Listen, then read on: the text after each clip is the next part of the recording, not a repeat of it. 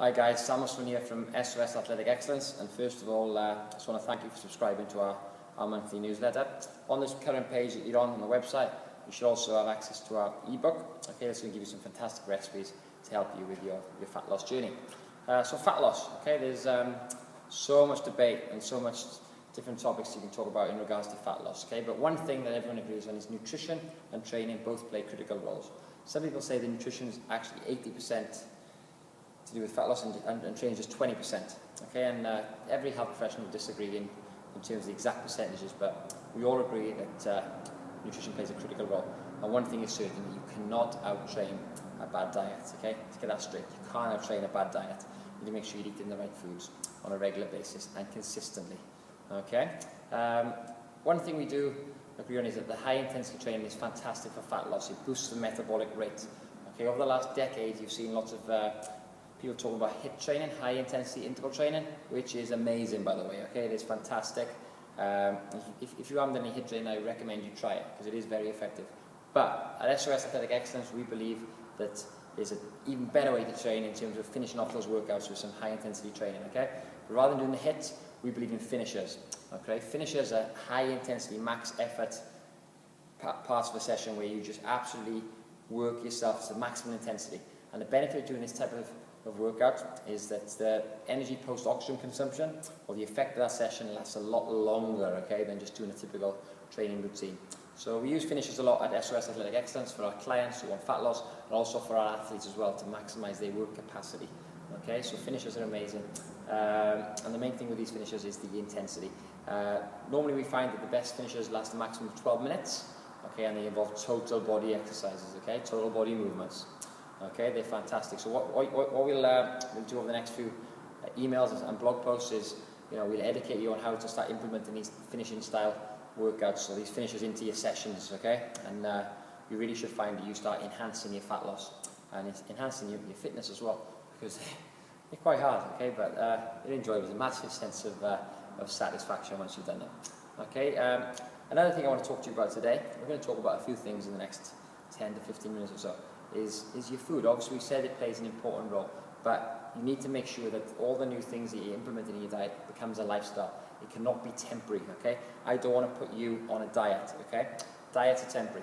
The first three letters of diet spell die, D-I-E. People that diet, I believe, and the research has proven that people that diet and go without certain foods, they put their bodies under a lot more stress than people that don't. So in a way you could look at diet as D-I-E and the T being your crucifix, yeah? In a way, I guess this makes sense. But we don't need to diet, we want to make lifestyle changes. And in order to do that, we need to make habits that are consistent, that you can maintain over a long period of time. Okay, that's the most important thing. So there's two things that we can start implementing all the way, straight away. Start making sure that we're doing these high intensity finishes at the end of your session, just to boost the metabolism and enhance fat loss, and make sure that it's a lifestyle change, okay? I spoke to you a little bit on the squeeze page, or the landing page that you came on, about stomach fat. And stomach fat is where a lot of people these days store a lot of fat. And that's because stomach fat is to do with cortisol, the stress hormone. We are under so much stress. And it's not just about physical stress. Ooh, I'm stressed for my job, or my boss is stressing me out, or the kids are stressing me out. No, it's different types of stress. It's the fact that we're not sleeping as well. That's putting your body into stress. That's raising our cortisol levels. So sleep's important. It's the fact we're eating foods that are causing stress. Lots of inflammatory foods. They're stressing us out. We're drinking way too much caffeine, and that's stressing out our bodies and putting a lot of strain on our adrenal glands. So we put our bodies under so much stress as well, from like drinking too much cow's milk or dairy and too much sugar, trans fats. Yeah, even training can increase cortisol, and these long aerobic sessions where we perhaps do a spin class and then run 10K and then do an aerobic, it's putting your body under too much stress and it's raising cortisol. Okay, but we can control cortisol. Okay, and we're going to speak to you about a little bit about that now. So cortisol is a stress hormone. Yeah, we've got that straight. But the best way to alleviate it is short, sharp, intense workouts. Going back to our finishers and our metabolic workouts and our resistance training. Maximum time we want to train is, in and out in an hour. 45-minute session. A little bit of mobility if we need to. Maybe a little bit of skill work in there, but yeah, 45-minute session, in and out of the gym in an hour. They're the best sessions for reducing that stomach fat, okay? antioxidants, phytonutrients, vitamins and minerals play an important role in getting rid of cortisol. Hydration plays a massive role in getting rid of cortisol, flushing out all those toxins, okay? Also, staying away from inflammatory foods. A lot of people don't get on with too much dairy, so reducing your dairy a little bit can help with cortisol. Other inflammatory foods, things like trans fats and all these chemicals that are in food these days, you know, all these additives and E numbers, you know, we want to reduce them for our diet. Eat natural if we can. And the good thing with natural foods is that they're often very fibrous, and they also contain lots of nutrients as well. Okay, and it's those nutrients that will help clear cortisol. Vitamin C has been highlighted in many studies as very, very important vitamin for helping shift stomach fat. Okay, but that doesn't mean you can go and drink 3 or 4 litres of orange juice, because just think of all the sugar. Yeah, so I hope I'm not confusing you here, but over the next few emails we'll always look at one topic, and we will try and educate you and help you on your journey of fat loss and finding optimum health really, and gaining that athletic body that we all desire. Nutrition is very complex, but what I use and what I try and do with all my clients is to educate them. Okay, I educate them on how to do things right and do things in the right way for them. There's so many diets out there, and guess what? You know, they all work, yeah? But it's finding the right one for you, and finding the right diet is the one that works well for you. It fits into your day, you can maintain it, but also there's not any long-term side effects. Okay, I know coming over from America now, we've got the cookie diet. Yeah, the cookie diet. Eat 9 cookies a day, yeah, and I think it's 1 or 2 meals, and lose a ton of body fat. It's been invented by a doctor, okay? Crazy. How can you eat 9 cookies a day that are packed full of artificial sugars and it be healthy? Look, you might lose a lot of weight, okay, but we don't want to lose weight, we want to lose body fat, okay? Body fat loss is the most important thing. And who's to know how successful this cookie diet is? What's going to happen to the people that follow it for 1 year, 2 years, in 10 years' time, in 20 years' time? Who knows the long-term effects? It's dangerous. We need to go back to eating basic foods, natural foods, and start preparing our own foods again. My girlfriend Bex has written a fantastic book called Healthy Food Fast. I will send you the link in one of the emails pretty shortly. Over the next few weeks, you get that link, and you can purchase it on Amazon. It's called Healthy Food Fast. But basically, it's going to give you loads of tips on how to eat healthy food that's really easy and simple to prepare. Even I can cook some of the recipes. Okay, it is that simple. But we need to make it a lifestyle. I cannot emphasize that enough. The training and the nutrition needs to become a lifestyle. If you don't like certain foods, guess what? Don't eat it. Let's find an alternative that you do like. Okay, that's really important. What I often try and teach my clients to do is to just keep their protein levels nice and constant. I recommend, to maximize fat loss, at least a minimum of 1.5 grams of protein per kilogram of body weight. I'll say that again, at least 1.5 grams of protein per kilogram of body weight. Now, 100 grams of chicken doesn't contain 100 grams of protein. So this is where the education aspect comes in. You need to become more aware of the foods you eat, okay? Yeah, and start looking at the ingredients and being serious. Look, start taking responsibility for your own health, because nobody else is going to take it for you.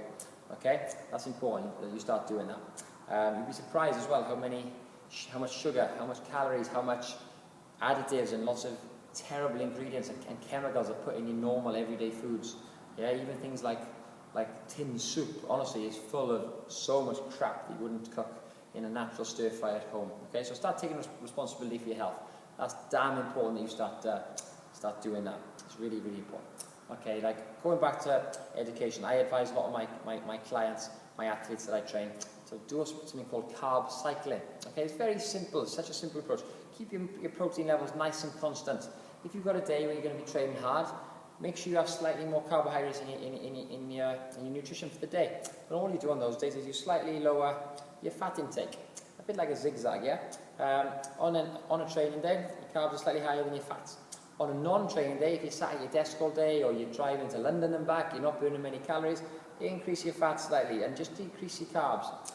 Everyone's going to be a little bit different in terms of how many carbs they need, how much fat they need as well, and how much this happens. It will depend on, obviously, your activity levels, your weight, your lean muscle mass, and your goals as well. But, you know, speak to a health professional and they can educate you a little bit about carb cycling, and we will as well over the next few weeks of emails, okay? We're going to help you guys a lot in terms of maximising your athletic body shape, okay? And what happens is when you're on days of lower carbs and higher fat, you can start burning fat for energy. you start burning ketones for energy.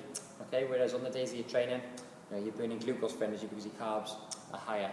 If you're confused, it doesn't matter. We will help you guys understand this simple and effective strategy for your nutrition. And education plays an important role. I think you guys need to get better. If you want your body shapes to improve, you need to improve. I think Jim Rohn said, for things to get better, you got to get better. Okay, and I think that's very important. So, I'm sure you learned a few tips already just by us having a chat here today, and we will continue to educate you and help you on your fat loss journey. But you need to take responsibility for your health. You need to take responsibility for things that you don't know as well. So if you're not sure on something, just ask the question and you'll get the right answer. Okay, and the final thing I want to talk to you about today is supplements. Supplements can be absolutely amazing to enhance fat loss, enhance health, enhance well-being and energy. They're brilliant, but supplements should be the peak of the iceberg. Okay, you shouldn't be relying on supplements all day, every day for your nutrition. You shouldn't be doing that. You should be making sure that you're getting as much of your nutrients as you can through your food. Okay, and that's very, very, very important. But if you're missing something in your diet and you find it really hard to get it through food, that's where supplements can come in. If you're training really hard in your lunch hour and you get an hour for lunch, you're smashing the gym, you've got to get back to work. A liquid shake, a shake would be fantastic. Getting some protein, getting some carbs back into your system, help replenish those glycogen stores, refuel the muscles, enhance that protein synthesis so you start recovering. It's going to be really useful. So, the supplements can be fantastic. If you don't like oily fish and you need to get more omega-3 in your diet, omega-3 liquid or some coconut oil, or maybe taking some omega-3 capsules can be very, very beneficial. Vitamin D3, we live in the UK, the weather is crap. We're often deficient in vitamin D3, so we can take that. Zinc is another one. Most people in the UK are deficient in zinc. I haven't come across anyone yet in my facility. When I do a zinc tally test, I actually test their zinc levels. They've got enough zinc, so most people do need a bit of zinc as well. Zinc comes from a lot of shellfish and lemon seeds. We don't really eat a lot of it, so taking zinc, a zinc supplement can be very useful as well. There's other supplements out there, and they're all really, really useful. But I see so many people just relying on supplements. The worst thing you can do with a supplement is just wander into a supplement shop and think, ooh, this looks good, I'll take that, okay? You should always speak to a health professional first, speak to your personal trainer, and he will advise you on the best supplements to take for your body shape and your goals. And no health professional should say this is the best supplement for you without sitting down with you and actually looking at your daily nutrition. I think that's important as well. And the final thing I want to talk to you about is about our intake of fruits and vegetables. Fruits and vegetables are critical for fat loss, okay? Because it's so important for your health. Now, fruit does contain a lot of fructose, okay? So if you are severely overweight and we are what's called insulin resistant, where you don't process insulin very well, and it's due to too much carbohydrates in the diet and too much fructose, then just 1 or 2 pieces of fruit today is adequate. Getting them from dark sources of fruit like blueberries is a fantastic way of doing that. Okay, but vegetables, cruciferous vegetables are full of fibre, they're full of nutrients as well. They're going to make you feel fuller for longer, as well as containing some low GI and slow release carbohydrates. So that's really important that you get some good forms of fruit and vegetables in your diet every day. I hope these tips have helped you in terms of maximising your fat loss and ultimately your health. And we'll be sharing some more tips with you over the next coming weeks with our email service that you've subscribed to. Thanks again for subscribing. Look forward to helping you with your fat loss goals very soon. Cheers.